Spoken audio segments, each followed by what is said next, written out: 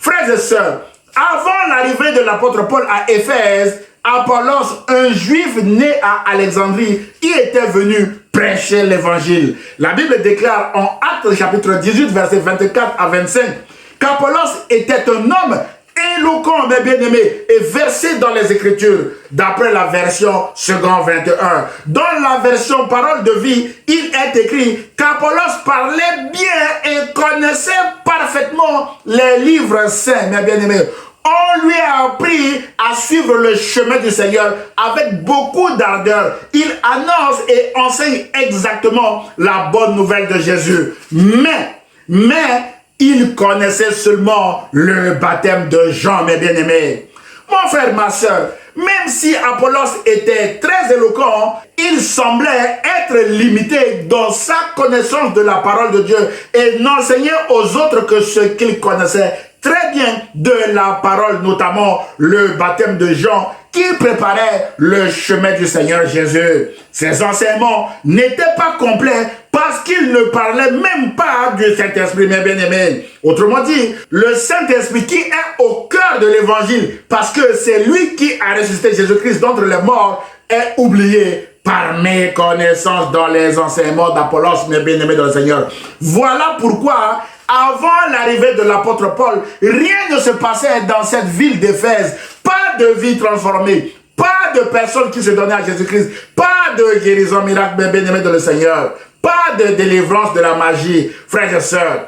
Mes chers amis internautes, sans le Saint-Esprit, la ville d'Éphèse croulait sous l'astrologie, la sorcellerie, les incantations, des imprécations, des conspirations, des exorcismes et des amulettes qui sont des objets que les Éphésiens portaient sur eux pour avoir la fertilité et la protection de leur déesse Artémis ou Diane. Voilà, mes bien-aimés dans le Seigneur, la situation contextuelle de la ville d'Éphèse et de ses habitants sans le Saint-Esprit avant l'arrivée de l'apôtre Paul. Mon frère, ma soeur, je ne connais pas votre situation actuelle, mais le Seigneur la connaît et vous pose la question suivante. Avez-vous reçu le Saint-Esprit lorsque vous avez cru, mes bien-aimés dans le Seigneur? Le Saint-Esprit peut être attristé et se retirer de vous, même si, mes bien-aimés dans le Seigneur, vous avez cru à un instant T de votre vie. C'est pourquoi cette question est importante aujourd'hui. Avez-vous reçu le Saint-Esprit lorsque vous avez cru, mes bien-aimés?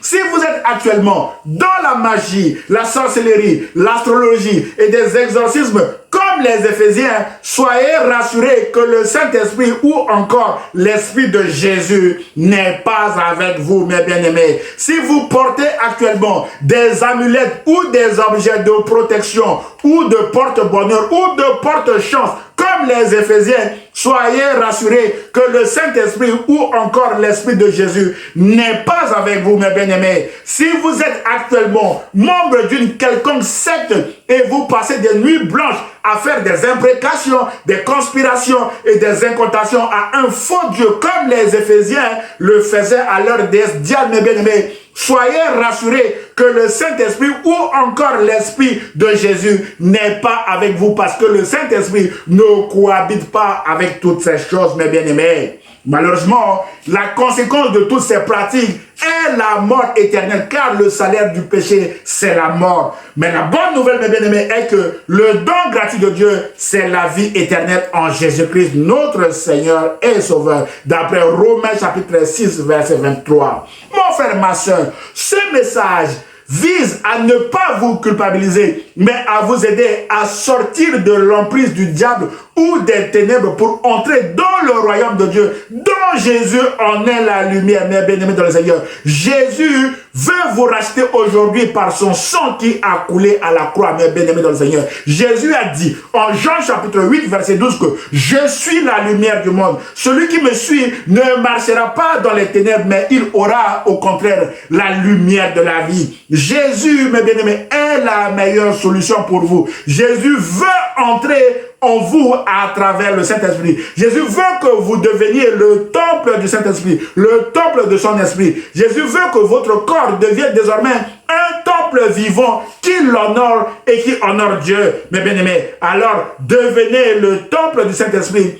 en confessant publiquement que Jésus-Christ est votre Seigneur et Sauveur, et en croyant de tout votre cœur, mes bien-aimés, que le Saint-Esprit a ressuscité Jésus-Christ d'entre les morts, c'est alors que vous recevrez le Saint-Esprit qui vous éclairera, qui vous transformera et qui fera de vous aussi la lumière du monde pour éclairer les autres dans votre ville, mes bien-aimés dans le Seigneur. C'est ce que nous allons voir maintenant avec l'arrivée de l'apôtre Paul à Éphèse, mes bien-aimés dans le Seigneur. Point numéro 2, le Saint-Esprit transforme des vies et la ville d'Éphèse.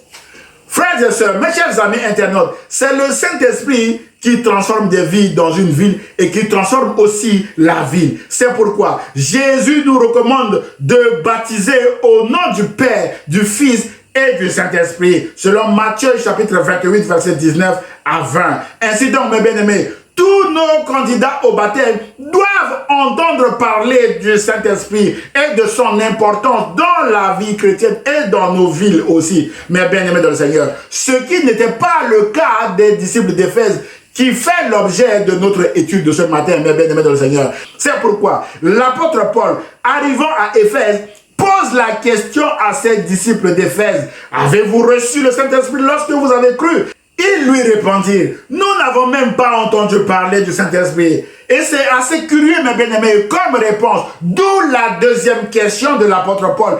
Quel baptême avez-vous donc reçu? Ils répondirent, le baptême de Jean. Alors Paul dit, Jean a baptisé du baptême de repentance en disant au peuple de croire en celui qui venait après lui, c'est-à-dire en Jésus le Messie. Sur ces paroles, ils furent baptisés au nom du Seigneur Jésus cette fois-ci. Lorsque Paul posa les mains sur eux, le Saint-Esprit vint sur eux et ils se mirent à parler en langue et à prophétiser, mes bien-aimés. Il y avait une douzaine d'hommes en tout, frères et sœurs.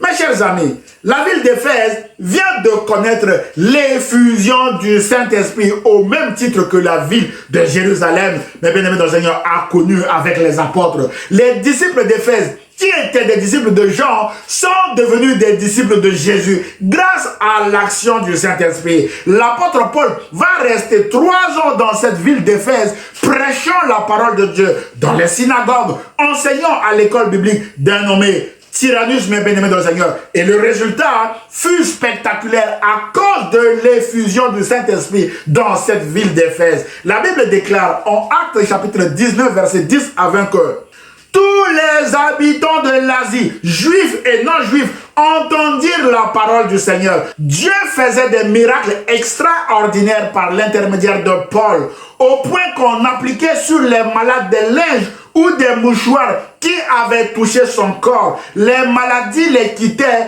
et les esprits mauvais sortaient d'eux. Waouh! Verset 18. Beaucoup de croyants venaient reconnaître publiquement ce qu'ils avaient fait. Un grand nombre de ceux qui avaient pratiqué la magie apportèrent leurs livres et les brûlèrent devant tout le monde.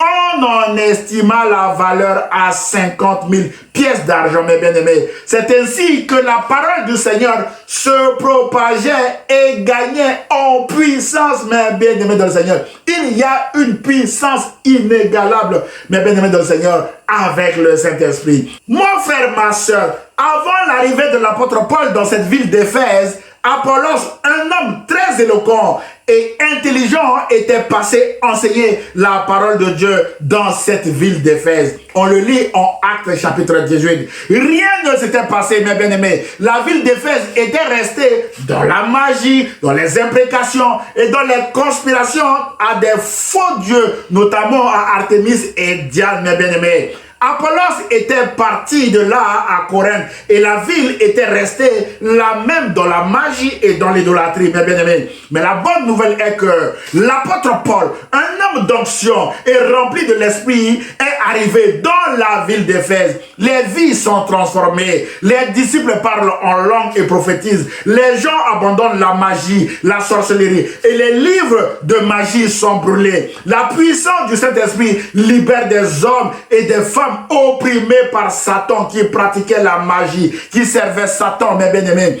Nous en concluons que ce n'est ni par la force, ni par l'intelligence, ni par l'éloquence d'un prédicateur, mais c'est par le Saint-Esprit que nos vies et nos villes seront transformées, mes bien-aimés dans le Seigneur. C'est par le Saint-Esprit que les montagnes seront déplacées, et c'est par le Saint-Esprit que les démons seront chassés dans nos villes, mes bien-aimés dans le Seigneur.